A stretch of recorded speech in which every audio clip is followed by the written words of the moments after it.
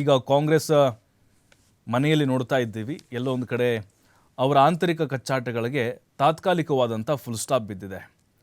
ಇನ್ನು ಅವರು ದುಬೈ ಪ್ರವಾಸವನ್ನು ಮಾಡಲಿಕ್ಕೆ ಮುಂದಾಗಿದ್ದಾರೆ. ಯಾರು? ಸತೀಶ್ ಜಾರಕಿಹೊಳಿ ಅವರ ಬೆಂಬಲಿಗರು ಒಂದು 15 ಜನ MLAಗಳು ಸೇರಿಕೊಂಡು ದುಬೈಗೆ ಹೋಗಬೇಕು ಅನ್ನುವಂಥ ಪ್ಲ್ಯಾನ್.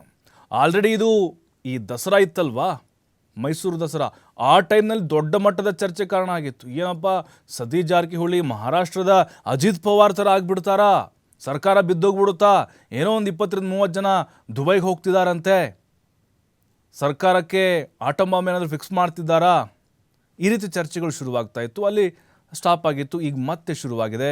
ಆಸಿಫ್ ಸೇಠ್ ಏನಿದ್ದಾರೆ ಕಾಂಗ್ರೆಸ್ MLA, ಅದರಲ್ಲೂ ಸತೀಶ್ ಜಾರಕಿಹೊಳಿ ಅವರ ಆಪ್ತರು, ಅವ್ರು ಹೇಳಿದರು ನಾವು ದುಬೈ ಟೂರ್ಗೆ ಹೋಗ್ತಾ ಇದ್ದೀವಿ, ಪ್ಲ್ಯಾನ್ ಮಾಡ್ತಾ ಇದ್ದೀವಿ, ಟಿಕೆಟ್ ಈಗ ಬುಕ್ ಮಾಡ್ತಿದ್ದೀವಿ, ಫ್ಲೈಟು ಬುಕ್ ಆದ ತಕ್ಷಣ ಹೋಗ್ತೀವಿ ಅಂತ.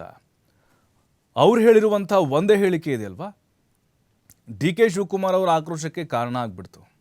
ಯಾಕೆಂದರೆ ಈಗ ಏನೇ ಮಾಡಿದರೂ ಕೂಡ ಬೇರೆದೇ ಸಂದೇಶಗಳು ಹೋಗ್ತಾ ಇದ್ದಾವೆ. ಸತೀಶ್ ಜಾರಕಿಹೊಳಿ ಅವರು ಈ ಒಂದು ಪ್ರವಾಸ ಹೋಗಲ್ಲ, ಅವರು ದುಬೈಗೆ ಹೋಗಲ್ಲ, ಬಟ್ ಅವ್ರ ಆಪ್ತರು 15 ಜನ MLAಗಳು ಹೋಗ್ತಾ ಇದ್ದಾರಂತೆ. ಹಾಗಾಗಿನೇ DK ಶಿವಕುಮಾರ್ ಅವ್ರಿಗೆ ಇದನ್ನು ಸಹಿಸ್ಕೊಳ್ಳೋಕ್ಕಾಗ್ತಾ ಇಲ್ಲ.